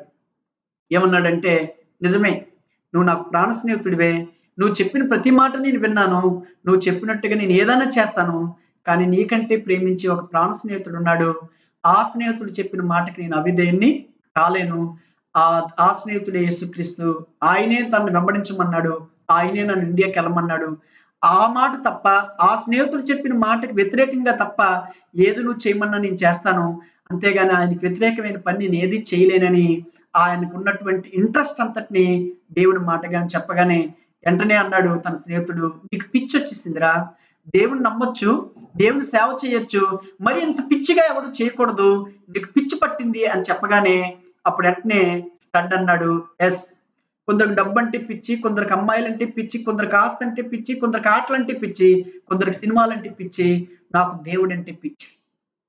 ఈ రోజు నీకుందా ఆ దేవుడి మీద అంత ప్రేమ, అంత పిచ్చి ప్రేమ ఉందా దేవుడి కోసం? అది దేవుని ప్రేమించడం అంటే. అంతస్తులు వదులుకున్నాడు, ఆస్తులు వదులుకున్నాడు, ఆటలు వదులుకున్నాడు, ప్రభు మాటకి శిరస వహించాడు. ఇది కదా ప్రేమ అంటే? పూర్ణ హృదయంతో ప్రేమించడం అంటే ఇది కదా? పూర్ణ మనసుతో ప్రేమించడం అంటే ఇది కదా? మిమ్మల్ని అడుగుతున్నాను, మీరు దేవుణ్ణి నమ్ముకొని ఎన్ని సంవత్సరాలు అయిందో నాకు తెలియదు, ఇన్ని సంవత్సరాల్లో ఇన్ని గడిచినటువంటి సంవత్సరాలన్నిటిలో దేవుడి కోసం ఏం వదులుకున్నావు, ఏం విడిచిపెట్టగలిగావు, ఏం వదులుకొని ప్రభు కొరకు రాగలిగావు? శిష్యులు అన్నారు, మేము సమస్తాన్ని వదులుకున్నాం ప్రభు అని చెప్పగలిగారు. వలలు వదులుకున్నారు, జీవనోపాధి వదులుకున్నారు, ప్రభు సేవ కొరకు, ప్రభు పని కొరకు, ప్రభుని ప్రేమించి వాళ్ళు సమస్తాన్ని వదులుకొని వచ్చారు ప్రభు కోసం. అబ్రాహాము తన తండ్రి ఇంటిని వదులుకున్నాడు, తన దేశాన్ని వదులుకున్నాడు, ఆఖరికి తన కుమారుని కూడా వదులుకోవడానికి సిద్ధమైపోయాడు. ధనవంతుడైతే తనకున్న ధనాన్ని వదులుకోలేకపోయాడు. ఈ రోజు నీ సంగతి ఏంటి, నీ పరిస్థితి ఏంటి, నువ్వెలా ఉన్నావు, ఏదంటే నీకు ఇంట్రెస్ట్, దేవుడు అంటే ఇంట్రెస్ట్ అయినా? నీకున్న ఇంట్రెస్ట్లు అన్నిటినీ ప్రభు పాదాల దగ్గర పెట్టి ప్రభు కొరకే బ్రతుకుతున్నావా, ప్రభు కొరకే జీవిస్తున్నావా? అలా బ్రతికితే నువ్వు పూర్ణ మనసుతో, పూర్ణ ఆత్మతో, పూర్ణ హృదయంతో ప్రభుని ప్రేమించినట్లే. నిన్నే ఆరాధిస్తాను ప్రభా, నిన్నే ప్రేమిస్తాను ప్రభా, పూర్ణ మనసుతో ఆరాధిస్తాను ప్రభా, పూర్ణ హృదయంతో ఆరాధిస్తానని పాట పాడడానికి నువ్వు అర్హురాలివి అవుతావు, అర్హుడివి అవుతావు, నువ్వు ఇలా దేవుని ప్రేమించగలిగితే. మూడో విషయంలోకి వెళ్దాం. ఆర్ అంటే రిలేషన్. పిల్లరా, రిలేషన్ అనగా సంబంధాల విషయాల్లో దేవుడికి ప్రథమ స్థానం ఇవ్వాలి. అంటే నీ ఫైనాన్స్ లో ప్రథమ స్థానం ఇవ్వాలి, నీ ఇష్టాల్లో ప్రథమ స్థానం ఇవ్వాలి, నీ రిలేషన్ లో కూడా దేవుడికి ప్రథమ స్థానం ఇవ్వాలి. అనగా దేవుడు కుటుంబాన్ని నీకు ఇచ్చాడు, ఆ కుటుంబంతో నీకు రిలేషన్స్ ఎలా ఉన్నాయి? ఈ దుబాయ్లో లేదా షార్జాలో, యుఏఈలో నేను సుమారుగా 8 సంవత్సరాల నుంచి ఉండి పనిచేస్తున్నాను. నాకు తెలుసు బిడ్డలు పెంచుకోవాలనో, ఇల్లు కట్టుకోవాలనో, అప్పులు తీర్చుకోవాలని ఈ దేశాలకు వస్తారు. ఈ దేశాలకు వచ్చిన తర్వాత భార్యలు ఇక్కడికొస్తే భర్తలు అక్కడుంటారు. భర్తలు ఇక్కడికొస్తే భార్యలు ఇండియాలో ఉంటారు. ఒకళ్ళకొకళ్ళ సంబంధాలు దూరం అయిపోతాయి. ఒకళ్ళకొకళ్ళకి రిలేషన్‌లు దూరం అయిపోతాయి. ఇక్కడ ఎవరితోని వీళ్ళు సంబంధాలు పెట్టుకుంటారు. అక్కడ ఎవరితోని వాళ్ళు సంబంధాలు పెట్టుకుంటారు. కుటుంబాలు విచ్ఛిన్నం అయిపోతున్నాయి. దేవుడు నన్ను కట్టాడని, నన్ను దేవుడు నాకు కుటుంబాన్ని ఇచ్చాడని, ఆ కుటుంబంతో తప్ప నేను అక్రమంగా ఉండకూడదన్న ఆలోచన గాని, అలాంటి తాత్పర్యం గాని ఈనాటి క్రైస్తవుల్లో లేదు. మరి ముఖ్యంగా యూఏఈలో ఉన్నటువంటి క్రైస్తవుల్లో ఇది కొరవడతా ఉంది. ఇలాంటి ఆలోచనతో బ్రతుకుతున్న క్రైస్తవులు దేవుని ప్రేమించిన వాళ్ళు కాదు. వాళ్ళ శరీర సుఖాలు ప్రేమించుకున్న వాళ్ళు. కుటుంబం అనేది దేవుడిచ్చేది. దేవుడిచ్చిన కుటుంబానికి నేనేమి ఇంపార్టెన్స్ ఇస్తున్నానో, ఆ కుటుంబానికే కట్టుబడి ఉంటున్నాను. దేవుడిని కుటుంబానికి కట్టుబడి నేను జీవిస్తున్నానని ఎంతమంది చెప్పగలుగుతారు? ఈ మాటలు వింటున్న మీలో చాలా మందికి ఇక్కడున్న పరిస్థితులను ఎరుగును కాబట్టే, నేను ఎరిగిన వాడిని కాబట్టి ఈ విషయాలు మీతో ముందుకొచ్చి తీసుకొచ్చి మాట్లాడుతా ఉన్నాను. ఈ పెన్ను మీలో ఎవరైనా నాకు గిఫ్ట్‌గా ఇచ్చారనుకోండి, ఈ పెన్నుని నేను మీ దగ్గర నుంచి తీసుకొని ఇసురు కొట్టాననుకోండి, పడేసాననుకోండి, పెన్నుని కొట్టినట్టా? పెన్ ఇచ్చిన వ్యక్తిని కొట్టినట్టా? నాకెవరో గిఫ్ట్‌గా ఇచ్చారు. ఆ గిఫ్ట్‌గా ఇచ్చిన పెన్నుని నేను భద్రంగా చూసుకుంటే, గౌరవిస్తుంటే, ఇచ్చిన వ్యక్తి మీద నాకు గౌరవం ఉన్నట్టు. ఒకవేళ ఈ పెన్నునే నేను తీసి అదే పెన్నులే అని పక్కన పెట్టాననుకోండి, అది ఇచ్చిన వ్యక్తిని నేను గౌరవించినట్టు కాదు. ఇప్పుడు దేవుడు నీకు కుటుంబాన్ని బహుమానంగా ఇచ్చాడు. తల్లిదండ్రులను, అన్నదమ్ములను, అక్క చెల్లెలను, ఫ్యామిలీని దేవుడు నీకు బహుమానంగా ఇచ్చాడు. అయితే దేవుడిచ్చిన ఈ కుటుంబాన్ని నువ్వు కాలరాస్తున్నావంటే, దాని పట్ల లెక్క లేకుండా బ్రతుకుతున్నావంటే, దాని విషయంలో నీకు శ్రద్ధ లేకుండా బ్రతుకుతున్నావంటే, ఏమి రిలేషన్‌కి నువ్వు ఇంపార్టెన్స్ ఇస్తున్నావు? నువ్వు దేవుడిని ఏం ప్రేమించినట్టు? దేవుడు ప్రేమించే వ్యక్తివైతే నువ్వు తప్పనిసరిగా కుటుంబానికి నువ్వు మంచి రిలేషన్ ఇస్తావు.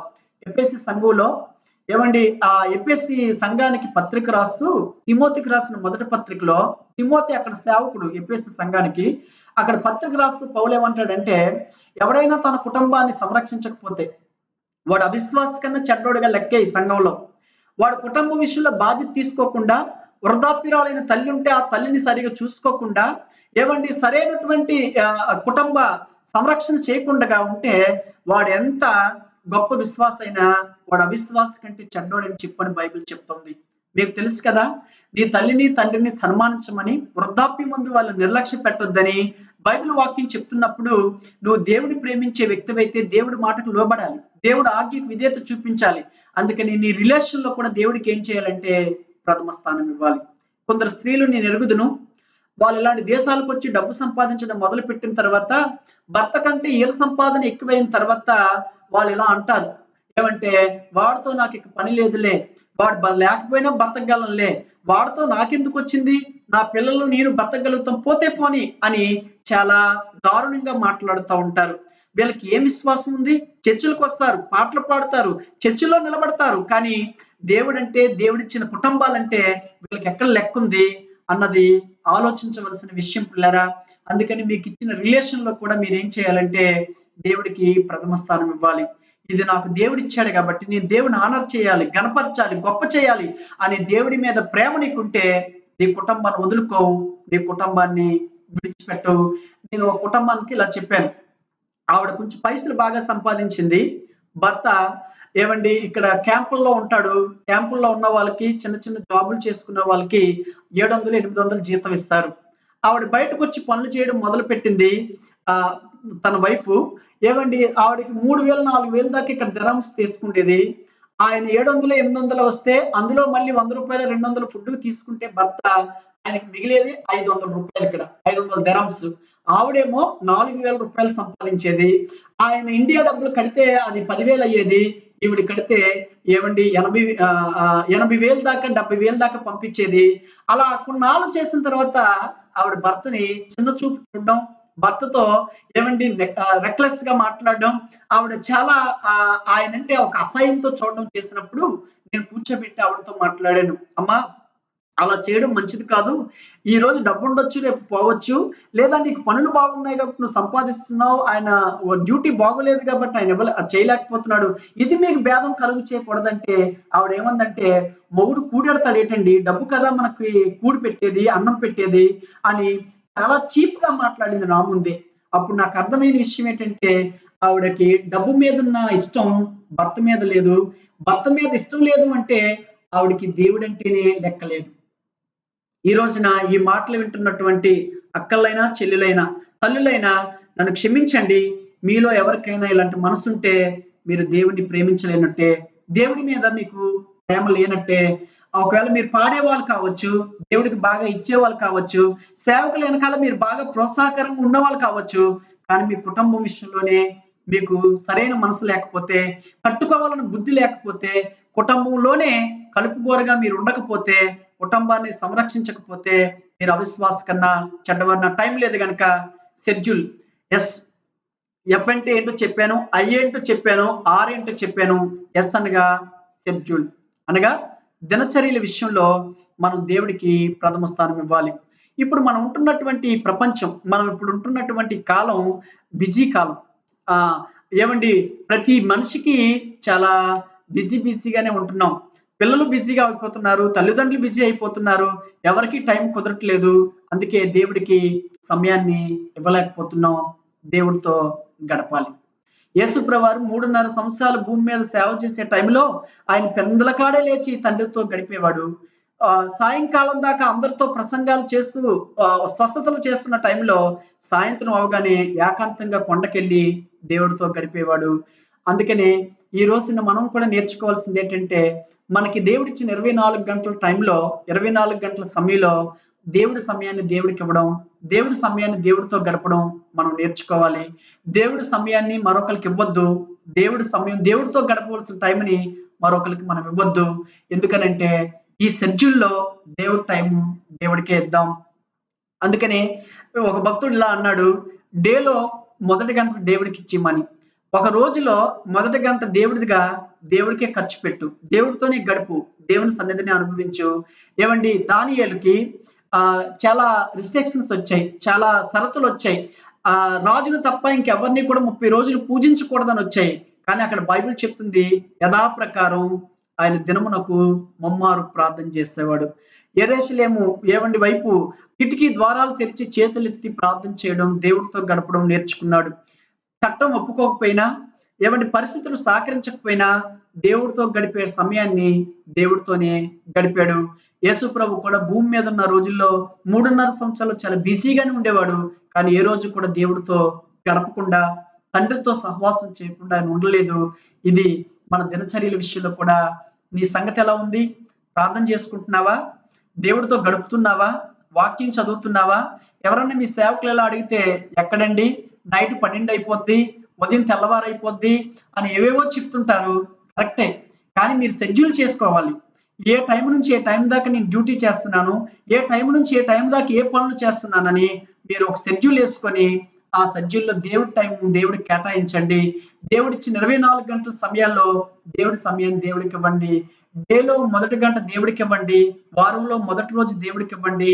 ఏవండి, మీకు వచ్చినటువంటి జీవితం అంతట్లో కూడా ఈ సమయాన్ని దేవుడికి ఇస్తూనే ఉండండి.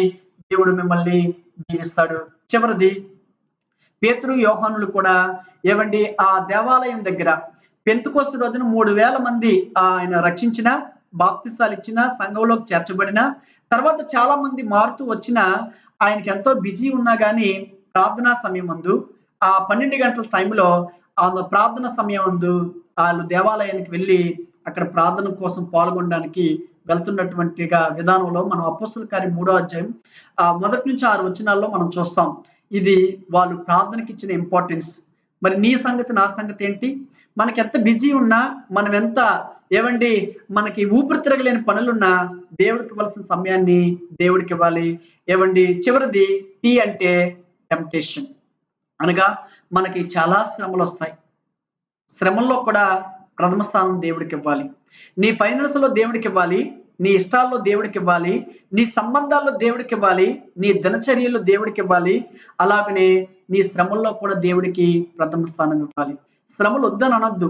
దేవుడు శ్రమలు నీకు పంపించినప్పుడు ఆ శ్రమల్లో కూడా దేవుడితో గడపడం నేర్చుకోవాలి. ప్రభువా ఈ శ్రమను పంపించినందుకు నీకు వందనాలని మొదటగా దేవుడికే ఆ శ్రమలను సమర్పించాలి. శ్రమల్లో కూడా దేవుడితోనే ఉండాలి. ఇప్పుడు మనం ఉంటున్న దినాలు చాలా శ్రమలు కలిగిన దినాలు. పిల్లరా, ఈ కరోనా వచ్చి మన దగ్గర వారిని, బంధువుల్ని, మన రిలేటివ్స్ ని, మనకు బాగా కావాల్సిన వారిని అది మరణం పాలు చేసిన విషయం మీ అందరికీ తెలిసిందే. ఆ బాధతో మీరున్నారేమో, ఆ కష్టంలో మీరున్నారేమో, ఒకవేళ ఈ కరోనా వచ్చి ఉద్యోగాలు చాలా మందికి పోయి నష్టపోయి ఉన్నారేమో, మీరు కట్టవలసినటువంటి చాలా ఈఎంఐలు లేకపోతే రకరకాల అప్పులు ఉన్నాయేమో, ఈ అప్పులన్నిటిని ఎలా తీర్చుకోవాలని శ్రమల్లో మీరున్నారేమో. శ్రమ ఏదైనా, కష్టం ఏదైనా ఇవి దేవుడి బిడ్డలకు వస్తున్నప్పుడు ఆ కష్టంలో కూడా దేవుడికి ప్రథమ స్థానం ఇవ్వాలి. దేవుడికి తెలియకుండా ఏది రాలేదు, అన్ని తెలిసే వస్తాయి. అయితే ఆ తెలిసి వచ్చినటువంటి దేవుడికి మన కష్టాన్ని ఆయనకి ఇవ్వడం మనం నేర్చుకోవాలి. పిల్లరా, మీరు జాగ్రత్తగా ఆలోచన చేస్తే మార్చి నుంచి ఇప్పటి వరకు లాక్డౌన్. చర్చిలకు మనం వెళ్ళలేకపోతున్నాం, ఒకరినొకరు కలుసుకోలేకపోతున్నాం, సహవాసం చేయలేకపోతున్నాం. ఏవండి, కొంత జీవనోపాధి కొరకు ఏ పనులకు వెళ్తున్నా కానీ పరిపూర్ణమైనటువంటి స్వేచ్ఛ మనకి ఇంకా లేదు. లాక్డౌన్ లో ఉన్నట్టుగానే ఉన్నాం. మనకే కాదు, బైబిల్లో కొంతమందికి దేవుడు ఇలాంటి శ్రమలు, శోధనలు, కష్టాలు, ఇబ్బందులు వాళ్ళ జీవితంలో కూడా వచ్చినప్పుడు వాళ్ళు కూడా లాక్డౌన్ లోకి ప్రపంచంతో వాళ్ళకి సంబంధాలు లేకుండా ఒంటరైపోవలసిన పరిస్థితులు వాళ్ళ జీవితంలో కూడా వచ్చాయి. కానీ అలాంటి పరిస్థితులన్నింటిలో కూడా వాళ్ళు దేవుడితోనే గడిపినట్టుగా వాక్యంలో మనం చూస్తాం. మొదటగా నోవాహు కుటుంబం ఓడలోకి వాళ్ళు వెళ్ళగానే దేవుడు వాళ్ళకి తలుపులు వేసి బయటికి రాకుండా వాళ్ళు ఉంచాడు. ఎన్ని దినాలు? మీరు బైబిల్ బాగా గమనిస్తే గనక సుమారుగా 1 సంవత్సరం పాటు వాళ్ళు పడవలోనే ఉన్నారు. బయట మనుషులతో సంబంధం లేదు. బయట ఏం జరుగుతుందో వాళ్ళకి ఏమీ తెలియదు. నీటి మీద పడవ తేలాడుతూ ఉంటే ఆ లోపలే వాళ్ళు ఉండవలసి వచ్చింది. కానీ ఆ లాక్డౌన్ తర్వాత, ఆ వచ్చినటువంటి ఆ ఒంటరితనం తర్వాత వాళ్ళకి దేవుడు సువిశాలమైన, శుభ్రమైన, పచ్చన కలిగినటువంటి సృష్టిని దేవుడు బహుమానంగా వాళ్ళకి ఇచ్చినట్టుగా మనం చూస్తాం. రెండోదిగా ఏలియా కూడా మనుషులతో పరిచయం లేకుండా, మనుషుల దగ్గర ఉండకుండా ఆయన కూడా ఒంటరిగా ఉండవలసిన దినాలు వచ్చాయి. ఆ ఒంటరిగా ఉన్న దినాల్లో అది సారెపతి విధవరాల దగ్గర కావచ్చు, అది కేరుతు వాగు దగ్గర కావచ్చు, బదిరి వృక్షం కింద కావచ్చు, ఆయన ఒంటరిగానే లాక్డౌన్ లో ఉన్నట్టుగా కష్టాల ఊబిలో ఉండవలసిన పరిస్థితులు ఆయనకు వచ్చాయి. కానీ ఆ టైంలో కూడా ఆయన దేవుడితోనే సంభాషించాడు, దేవుడు సువార్తని వినగలిగాడు, దేవుడితో దగ్గర గడపగలిగాడు. అందుకే ఆకాశం నుంచి అగ్ని దించగలిగిన శక్తివంతమైన ప్రవక్తగా మారగలిగాడు. మూడోది యోనా బయటి ప్రపంచంతో సంబంధం లేకుండా 3 దినాలు చేప కడుపులోనే ఆయన లాక్ అయిపోవాల్సి వచ్చింది. చేప కడుపులోనే ఉండిపోవాల్సిన పరిస్థితి వచ్చింది. ఆ తర్వాత చేప కడుపులో దేవుని కలుసుకున్నాడు, దేవుడితో ప్రార్థన చేయడం మొదలు పెట్టాడు, దేవుని దర్శనాన్ని చూడగలిగాడు. తర్వాత బయటకు వచ్చి విజయవంతమైన సేవ చేస్తే 1,20,000 మంది అసూరు ప్రజలు అనగా నినేవే ప్రజలు రక్షణలోకి వచ్చారు, మారు మనసు పొందుకున్నారు. ఎంత గొప్ప ఉజ్జీవాన్ని చూడగలిగాడో. తర్వాత ఆదిమ సంఘం కూడా 50 దినాలు బయట ప్రపంచంతో సంబంధం లేకుండా మేడగదిలోనే వారు లాక్డౌన్ లో ఉండిపోవాల్సిన పరిస్థితి వచ్చింది. అలాంటి దినాల్లో కూడా వాళ్ళు ఆ లాక్డౌన్ తర్వాత పరిశుద్ధాత్ముడు వాళ్ళ మీదకి వచ్చినప్పుడు విజయవంతమైన కార్యాలు భూమి మీద వాళ్ళు చేయగలిగారు. తర్వాత పౌలుకు కూడా చెరసాల్లో బంధించి లాక్డౌన్ లోని పెట్టవలసిన పరిస్థితులు వచ్చాయి. ఆ లాక్డౌన్ లో ఉంటూనే ఆయన అమూల్యమైన పత్రికలు రాశాడు. ఎఫెసీ, ఫిలిప్పీ, కొలస్సీ, ఫిలోమోను లాంటి పత్రికలన్నీ చెరసాల్లోంచి వచ్చినవే. అందుకే అవి ఇప్పటికీ ఎంతో పదును కలిగిన పత్రికలు, ఎంతో విలువైన పత్రికలు. తర్వాత యోహాను, అపోస్తలుడైన యోహాను కూడా పద్మాసు దీవులో ఆయన ఒంటరిగా ఉండిపోవలసిన శ్రమల్లో ఉండవలసిన పరిస్థితి వచ్చింది. తర్వాత శ్రేష్టమైన ప్రకటన గ్రంథాన్ని, అమూల్యమైన ప్రత్యక్షత గ్రంథాన్ని ఈ రోజు కూడా మనకి రాసి ఇవ్వగలిగాడు. అంటే వాళ్ళంతా ఈ శ్రమల సుడిగుండాల్లోకి, ఈ కష్టాల కొలిముల్లోకి, ఈ ఇబ్బందుల యొక్క ఇరుకుల్లోకి వాళ్ళు వెళ్ళారు. అయితే అక్కడి నుంచి శ్రేష్టంగానే బయటకు వచ్చారే తప్ప ఏ కీడుని, మనం అనుకుంటున్న ప్రతికూల పరిస్థితులని వాళ్ళు ఏమీ చేయలేకపోయాయి. ఈ రోజు కూడా మన చుట్టూ ఉన్న సమస్యలు, పరిస్థితులు, ప్రాబ్లమ్స్, శోధనలు, టెంప్టేషన్లు నిన్ను గగ్గోలు పెట్టిస్తున్నాయేమో, ఇబ్బంది పెడుతున్నాయేమో. ఏమీ భయపడొద్దు, దేవుడితో గడపండి, దేవుడి ముందు పెట్టండి. ఈ సమస్య ఇది వచ్చింది ప్రభు అని దేవుడికి తెలియపరచండి. ఆ సమస్య ద్వారా మీకు మేలే చేస్తాడు. ఈ కీడు వెనక మేలే పంపిస్తాడు. ఈ శోధన వెనక సువర్ణంగానే చేస్తాడు. యోబు చెప్పాడు కదా, నేను శోధింపబడిన మీదట సువర్ణ వలె మారుతానని. ప్రియమైన దేవుని బిడ్డలారా, మీరు కూడా ఈ యొక్క మాటలు వింటున్న మీ జీవితాల్లో కూడా సాధనలో కూడా దేవుడికి మొదటి స్థానం ఇవ్వండి. కష్టం వస్తే అందరికీ చెప్పుకొని అందరి ముందు పెట్టి ఏడవడం కాదు, ప్రభువు ముందే పెట్టండి. ఆ కష్టంలో కూడా దేవుడికే ప్రథమ స్థానాన్ని ఇవ్వండి. మీరు దేవుని పూర్ణ హృదయంతో, పూర్ణ ఆత్మతో, పూర్ణ మనసుతో ప్రేమిస్తున్నారు అన్నందుకు రుజువు ఏంటంటే, మీ పైసల్లో దేవుడికి ప్రథమ స్థానం ఇవ్వాలి, మీ ఇంట్రెస్ట్లో దేవుడికి ప్రథమ స్థానం ఇవ్వాలి, మీ సంబంధాల్లో దేవుడికి ప్రథమ స్థానం ఇవ్వాలి, మీ దినచర్యలో దేవుడికి ప్రథమ స్థానం ఇవ్వాలి, మీకు వస్తున్నటువంటి శోధనలో, కష్టాల్లో కూడా దేవుడికి ప్రథమ స్థానం ఇవ్వాలి. ఇస్తారా? పూర్ణంగా ప్రేమించగలుగుతారా? ఇస్తున్నామని చెప్పగలుగుతారా? అలా ఇవ్వగలిగితే మీరు ధన్యులే. దేవుడు అట్టి కృప మీ అందరికీ దయచేయునుగాక. ఆమేన్. జీవం గల తండ్రి, మీకు వందనాలు. నీ ప్రజలతో ఈ వాక్యం పంచుకోవడానికి ఇచ్చిన సమయం కొరకు స్తోత్రాలు. నీ ప్రజలు జ్ఞాపకం చేసుకో. మరి నిన్ను పూర్ణంగా ప్రేమించే మనసు మా అందరికీ దయచేయి. పాటల్లో పాడి మాటలతో చెప్పే ప్రేమ కాకుండా మా బ్రతుకులో, మా జీవితంలో నిన్ను ప్రేమిస్తున్నామని రుజువు పరచగలగటానికి, అన్నిట్లోని మేము నీకు ప్రథమ స్థానం ఇవ్వడానికి సహాయం చేయమని, నీ దేవా నువ్వు ఏర్పాటు చేసిన ఆ దీపస్తంభాన్ని, అలైన పట్టణంలో ఉన్నటువంటి దేవా సంఘాన్ని నానాటికి మీరు అభివృద్ధి చేయండి. నిన్ను ఎక్కువగా ప్రేమించేవారుగా వారు తయారవడానికి సాయం చేయండి. పూర్ణ మనసుతో, పూర్ణ ఆత్మతో, పూర్ణ బలముతో నిన్ను ప్రేమిస్తూ నైనా నిన్ను గణపరచడానికి సహాయం చేయండి. నువ్వు ఆశించిన ప్రేమ, నువ్వు ఆశించినటువంటి స్థానం నీకు ఇస్తూ నిన్ను నైనా గణపరుస్తూ వారు కూడా గణపరచబడడానికి సహాయం దయచేయమని, అక్కడ భారంతో పనిచేస్తున్న నీ సేవకుని కూడా బలపరచమని, తన విషయాల్లో కూడా మీరే ప్రభా కలుగు చేసుకున్న అవసరాలన్నీ తీర్చమని, అక్కడ నూతన ఆత్మలతో సంఘం ఇంకా బలపడుతూ నిన్ను ఎక్కువగా ప్రేమిస్తూ అక్కడ దీపస్తంభం నానాటికి వృద్ధి చెందడానికి కృప చూపించమని కోరుకుంటూ క్రీస్తు యేసు నామంలో ప్రార్థన చేసి వేడుకుంటున్నాం తండ్రి. ఆమెన్. ఆమెన్. అందరికీ వందనాలు. Praise lord.